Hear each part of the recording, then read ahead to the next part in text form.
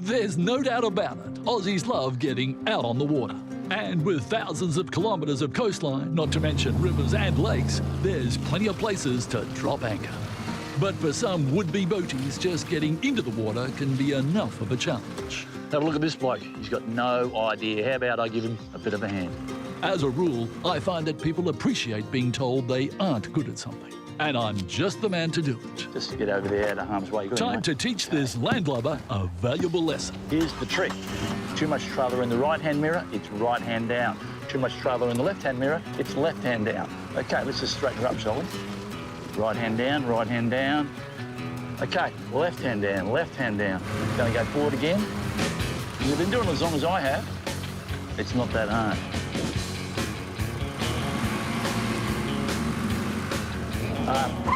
Don't stop! Whoa! Shit. Oh, God, yeah. She just... Situations such as this are a valuable reminder to us all of the need to be prepared. Where are you? No matter what the situation, things can go wrong. 2 knocks for yes, 1 knock for no. OK, maybe push up with your feet. Just go, like, give it a big push and I'll go at the same time. No? 1, 2, 3, push. Yeah, OK. Start digging. G'day, how are you? Yeah, nice to Coight. Yeah, here are your thongs. Put those on. Anyway, I'll just go get a winch.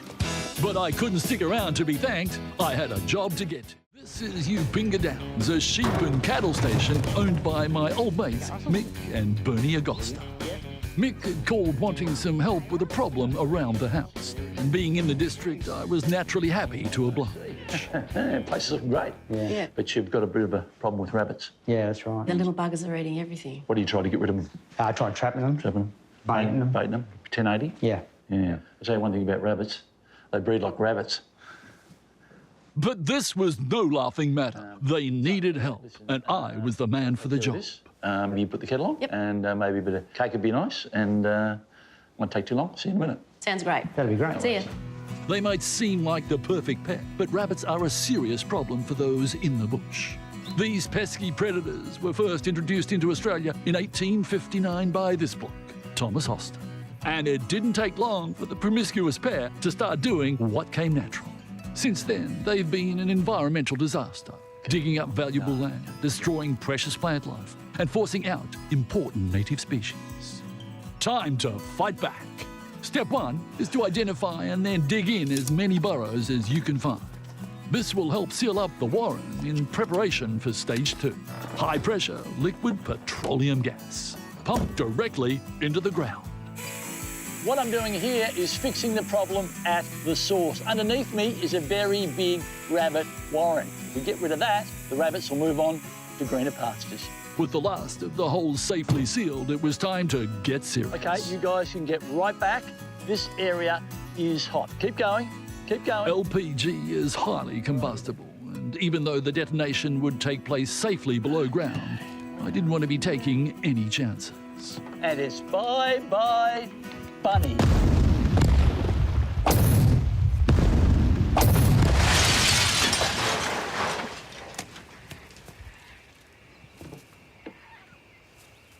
It's gone there.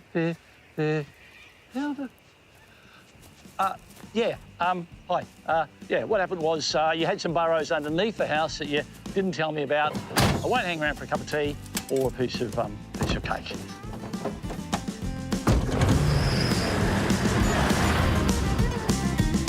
All Aussie Adventures, time to hit the road. Looks like some overnight storms had brought down a tree across the track. And I soon discovered I wasn't the only one going nowhere fast. This farmer was clearly in need of a helping hand. G'day. G'day. Aussie Coight. John. It's a doozy. I can see what's happened. She's come down overnight. You've come down here, tried to get around and got yourself bogged. Yeah, I think this needs a heavy artillery. Okay. Stay here. I'll be back in a minute. Righto. And by heavy artillery, I meant this. 6.5 tons of hydraulic heavy haulage, borrowed from a nearby farm. John, I'll get you to move right out of the way, mate. Right. Thank you. Luckily, I've had a bit of experience with earth-moving machinery, and I knew just how to shift that log. Guess you could call it muscle over matter. 1, 2, 3.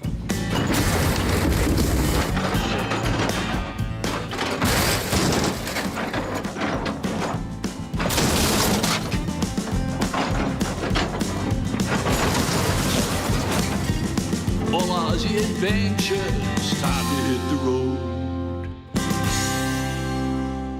One Donna Station, run by my old mate, Ms. Ryan. And she sure was glad to see me. You rang about a problem? Huh? Rang about the ball? Oh, the ball. Yeah, Rang about the ball. You need me yeah. to check how Yeah. she's going. Yeah. Would you mind checking the ball? Okay, well, why don't you put the kettle on, make a cup of tea, and I'll go get some sun out of the car. No worries. Okay. Turned out Mez was having trouble with her waterworks. A slow-flowing bore. It might not sound like much, but bores are the lifeblood of a farm. Only it's not blood they pump, it's water. And without water, the stock could easily die. Time to identify the problem. During dry periods, groundwater levels can easily drop. So my first step was to ascertain just how deep the water was sitting. I'm going to measure the depth using this. It's a plumb line. Weight on one end and measurement all the way along. We drop it down. When it hits the water, we know how much water we're dealing with. Pretty straightforward, but you do have to know what you're doing.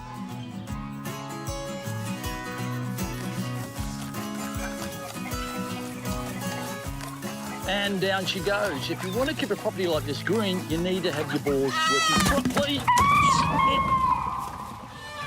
Chicken got caught in the tape and it's gone. Oh, shit. It's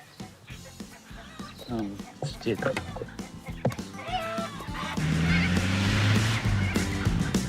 It never ceases to amaze me the number of people who head out for a day on the water and they don't remember to check the basics. Engine, fuel, life jackets, flares, safety, equipment. You've got to be sure everything is ready to go or don't even think about heading off. I'm going to check my equipment one more time. Looking good. Let's go.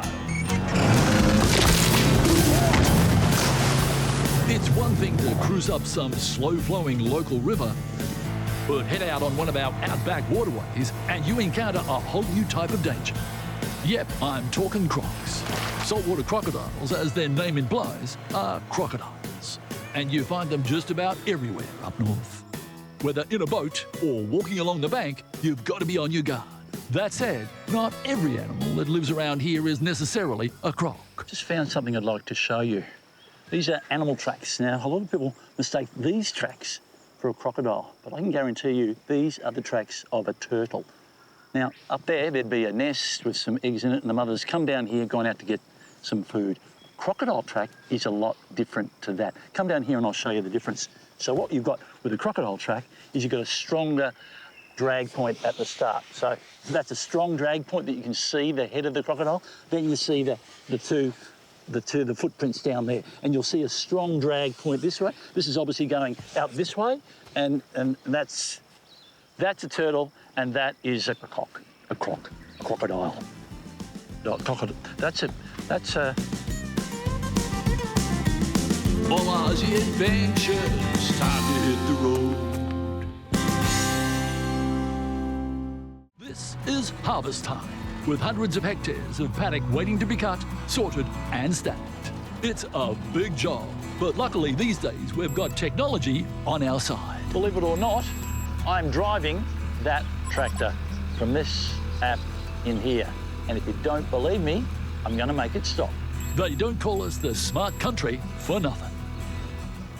How good is that? I'll make it start again. Absolutely incredible. Here, satellite, down to the tractor. I'm going to make it swing around now. A little steering wheel here, little accelerator, little brake. Okay, now I'm going to bring it back to me. Yep, in the right hands, technology is pretty amazing stuff. And stop. Incredible, isn't it? With this app and that tractor right there, I can take all those hay bales and put them into a truck. Ooh, shit. Jumped the boat! Stop the boat! Push stop on the boat! I can't get off! Oh no! The hay bale! The hay bale! Shit! Oh